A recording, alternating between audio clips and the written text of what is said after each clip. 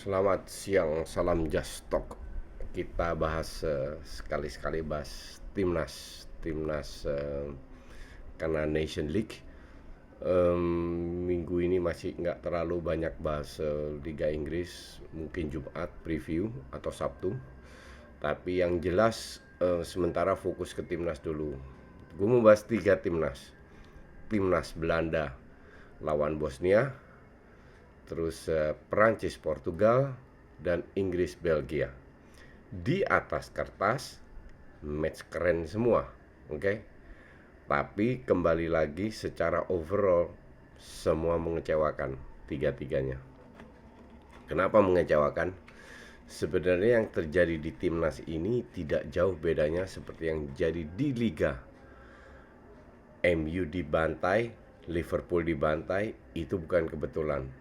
Karena pemainnya itu lagi nggak terlalu terlalu eh, terlalu padat jadwalnya, ditambah preseason yang buruk, dan imbasnya tidak hanya di klub tapi juga di timnas.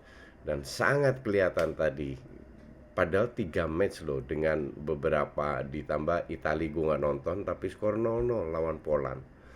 Oke. Mulai dari Belanda. Belanda ini kan yang disorot Frank de Boer. Lawan Meksiko, setengahnya pemain cadangan nggak jalan, oke, fine, gue masih bisa terima. Tantangan yang penting ini 2 match, satu lawan Bosnia tadi, terus lawan Italia, di situ kelihatan.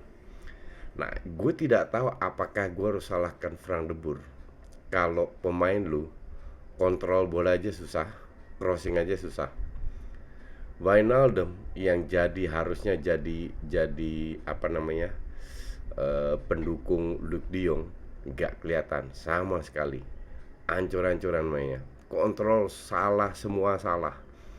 Promes di kiri, Malen di kanan, nggak kelihatan, tenggelam. Kenapa Malen ditaruh di kanan sama Frank de Boer?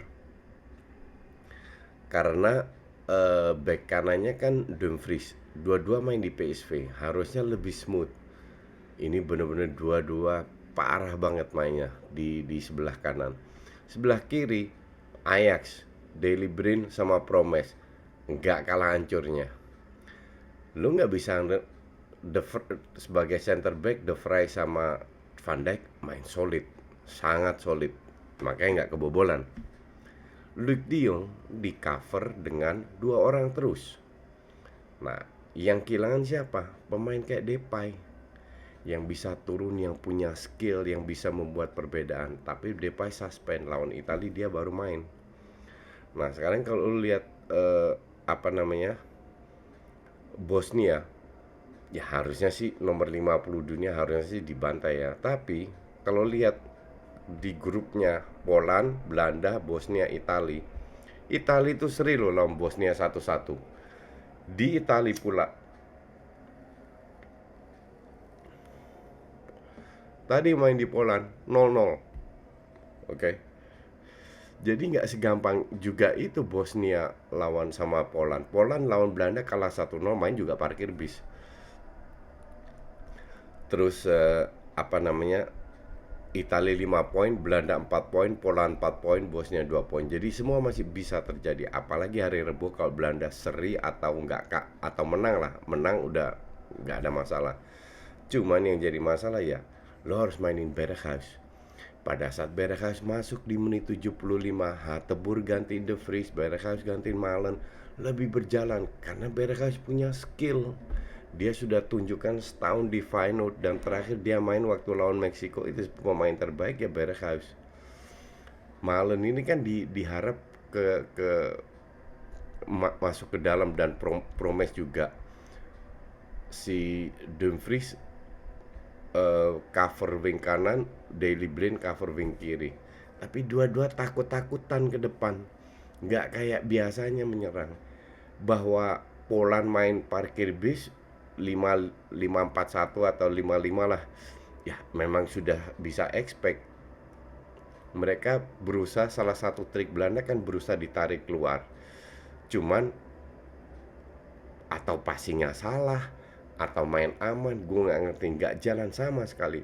pas Berghuis masuk baru dapat beberapa peluang dalam 15 menit terakhir. Nah, Frenkie de Jong 2 kali. Babel dapat shotnya kemana? Gue nggak ngerti lah. Heading dari Luuk de Jong di save juga. Harusnya sih bisa menang, tapi ya this is football, nggak selalu menang kalau lu tidak bisa cetak gol dengan peluang yang lu dapatkan.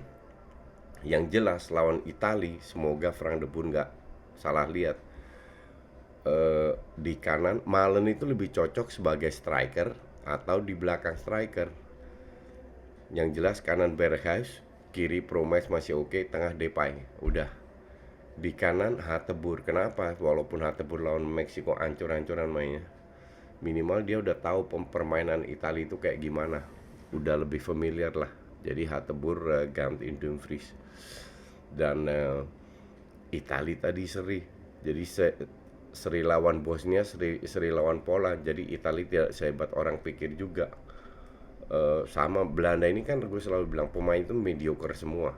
Cuman Van Dijk sama De Jong yang bisa bilang top. De Ligt lagi cedera, Depay bagus, sisanya kan biasa banget. Tapi dengan biasa Koeman sudah membuktikan bahwa dia bisa perform. Nah sekarang Frank de Boer bisa atau tidak, gue tidak mau menjudge dia dulu. Nanti setelah Italia mungkin kita bisa ambil sedikit kesimpulan. Nah nggak fair lah pelatih di judge setelah 2-3 match. Oke, terus habis itu nonton Inggris sambil nunggu Perancis, gue maju-majuin. Ini juga sama, Inggris parah banget mainnya. Itu Henderson kalau penaltinya Belgia itu layak, si Dier tolol itu, gue bingung buat apa ambil sliding kayak gitu, nggak penting sama sekali, bola nggak disentuh.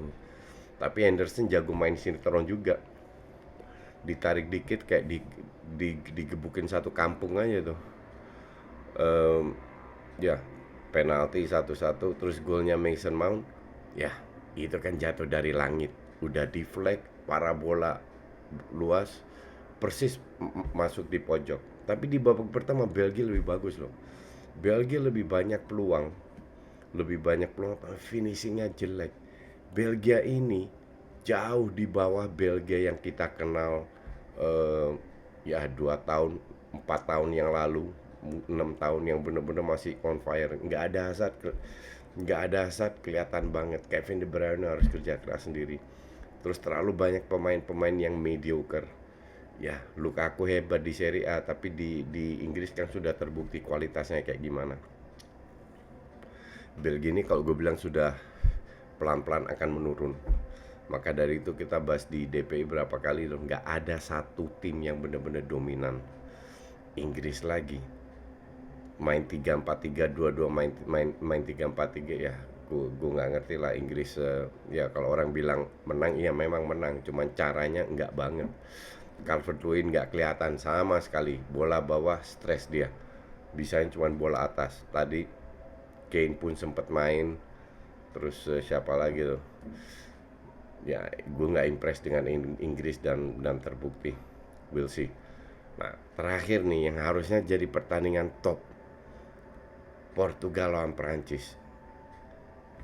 Mereka dua-dua itu begitu banyak ruang di tengah, Portugal maupun Perancis.